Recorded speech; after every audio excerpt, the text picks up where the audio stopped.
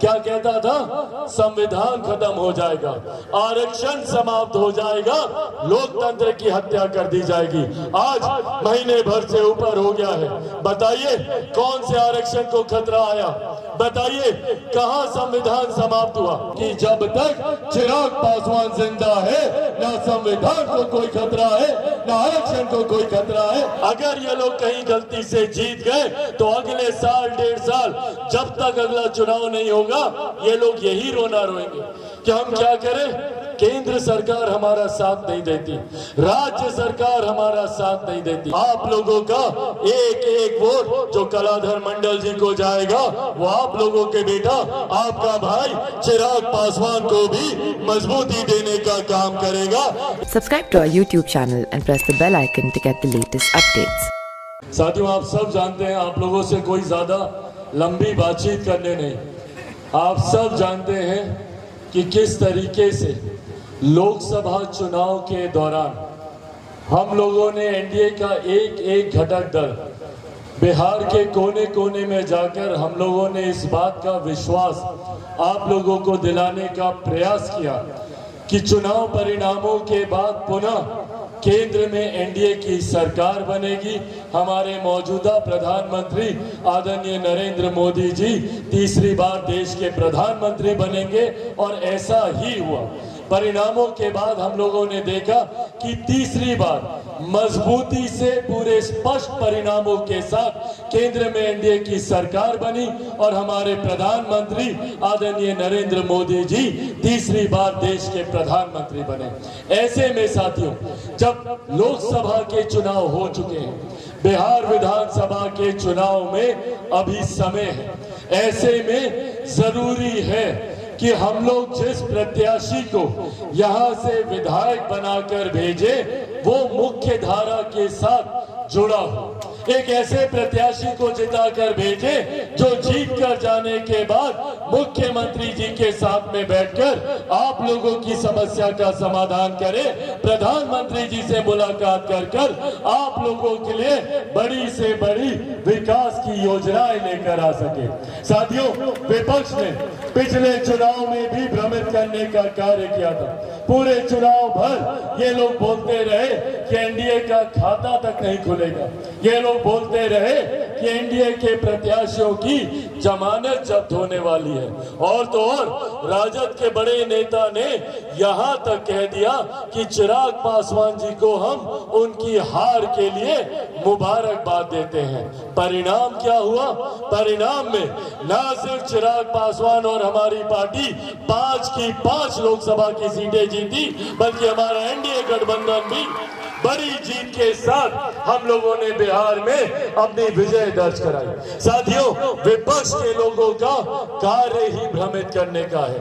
आज जो लोग आप लोगों के सामने विपक्ष की तरफ से आ रहे हैं, ये वही लोग हैं जिन लोगों ने हम लोगों को धोखा देने का काम किया, जिन्होंने हमारे प्रधानमंत्री आदरणीय नरेंद्र मोदी जी की विकास की सोच को धोखा देने का काम किया, हमारे मुख्यमंत्री आदरणीय नीतीश कुमार जी के विकास के प्रयासों को धोखा देने का काम किया। और आज अगर ये लोग कहीं गलती से जीत गए तो अगले साल 1.5 साल जब तक अगला चुनाव नहीं होगा, ये लोग यही रोना रोएंगे कि हम क्या करें। केंद्र सरकार हमारा साथ नहीं देती, राज्य सरकार हमारा साथ नहीं देती।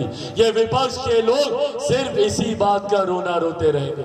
और यही कार्य जहां जहां इनके भ्रम में आकर विपक्ष के सांसद जीते हैं, वो सब जगह जब भी क्षेत्र की जनता जा रही है, वहां पे ये लोग यही काम कहने का कार्य कर रहे हैं कि केंद्र सरकार समर्थन नहीं करती, राज्य सरकार समर्थन नहीं करती। जबकि हकीकत है कि इन लोगों की इच्छा ही नहीं है कि ये लोग देश में कोई विकास का कार्य करें। पिछला पूरा चुनाव, लोकसभा का पूरा चुनाव सिर्फ भ्रमित करने के लिए लोग लड़ते रहे। इन्होंने अपने विकास की एक बात धरातल पर रखना जरूरी नहीं समझा। हम लोगों ने पूरा चुनाव सिर्फ विकास के मुद्दों पर लड़ा।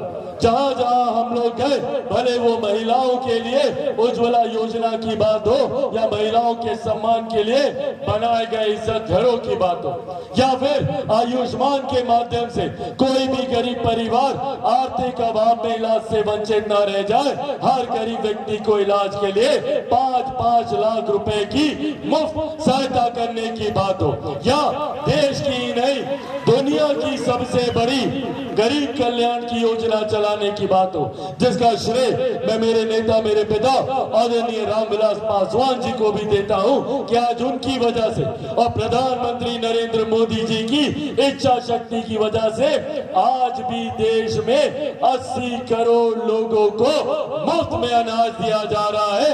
ये देन हमारे प्रधानमंत्री आदरणीय नरेंद्र मोदी जी की। हम लोग तमाम इन विकास की बातों पर चुनाव लड़ते गए और विपक्ष क्या कहता गया, से भ्रमित करता रहा। क्या कहता था, संविधान खत्म हो जाएगा, आरक्षण समाप्त हो जाएगा, लोकतंत्र की हत्या कर दी जाएगी।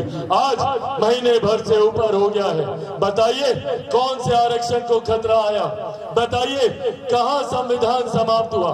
बल्कि वो तस्वीरें देखिए जहां सदन के सेंट्रल हॉल में प्रधानमंत्री जी ने जब पहली बार वहां पर कदम रखा तो संविधान के सामने अपना शीश झुकाकर नमन कर आगे कार्य शुरू करने का उन्होंने संकल्प लिया। और ऐसे में जो लोग इस बात के लिए भ्रमित करते हैं कि आरक्षण समाप्त हो जाएगा, ये विश्वास मैं आप लोग को दिलाकर जाना चाहता हूं। मेरे नेता, मेरे पिता, मैं खुद, हम लोग एक पहरेदार की तरह हैं। आप लोगों के ऊपर मेरे जीते जी कभी कोई आंच नहीं आने दूंगा, ये वादा आप लोगों से करके जाता हूं। और जो लोग आरक्षण को खतरे की बात करते हैं, ये वादा भी आप लोगों से करके जाता हूं कि जब तक चिराग पासवान जिंदा है, ना संविधान को कोई खतरा है, ना आरक्षण को कोई खतरा है तो इन लोगों से, ये विपक्ष के नेताओं से, जो लोग भ्रमित कर हम लोगों को झूठे जाल में फंसाना चाहते हैं, जो हम लोगों की गरीब कल्याण की योजनाओं को समाप्त करना चाहते हैं। यहाँ पर एक बार मुझे बताइए कितने लोगों को प्रति माह 5-5 किलो अनाज मिलता, हाथ उठाकर बताइएगा। मेरा अनाज ये लोग बंद करना चाहते हैं। अगर ये लोग बड़ी संख्या में जीत कर आता, एक करके जितनी गरीब कल्याण की योजनाएं हैं सबको ये लोग बंद करता। इसीलिए साथियों आज पुनः यह आग्रह करने आया हूं, जिन भी परिस्थितियों की वजह से रुपौली में आज उपचुनाव हो रहा है, किसी के धोखा देने की वजह से या जिन भी परिस्थितियों में, पर आज जब उपचुनाव हो रहा है तो पूरी ताकत के साथ हम लोगों को लड़ना है। कुछ लोग भ्रमित करने का कार्य फिर से शुरू कर दिए, कई लोग तो हमारा ही नाम लेकर भ्रमित करने का काम कर रहे हैं। ऐसे में बिना किसी भटकाव में आए हुए, बिना भटके, बिना इधर उधर सोचे हुए हम लोगों का एनडीए के प्रत्याशी, एनडीए के उम्मीदवार यहाँ पे कलाधर मंडल जी हैं, इनका समर्थन भारतीय जनता पार्टी, जनता दल यूनाइटेड, लोक जनशक्ति पार्टी रामविलास, हिंदुस्तानी अवाम मोर्चा, राष्ट्रीय लोक मोर्चा, पांचों दल कर रहे हैं। और ऐसे में आज बस यही आग्रह करने आया हूँ, इसके बाद कोई दोबारा सरकार नहीं बन रही, एक चुनाव के बाद दोबारा शपथ ग्रहण नहीं होगा, वही एनडीए की सरकार केंद्र में रहेगी, यही एनडीए की सरकार बिहार में रहेगी। ऐसे में जरूरी है कि आप लोग मुख्य धारा के साथ जुड़े रहे। जब ये जीत कर जाएंगे कलाधर मंडल जी, तो जाते ही आप लोगों की समस्या का समाधान करेंगे, आप लोगों के विकास के लिए काम करेंगे। तो जिताइएगा ना भैया इनको। कब है? 10 तारीख को मतदान है ना। कितना नंबर पर बटन दबाइएगा? सबको पता है? एक नंबर दिखाइए एक बार, एक नंबर सब लोग, एक नंबर पर। और कौन सा छाप?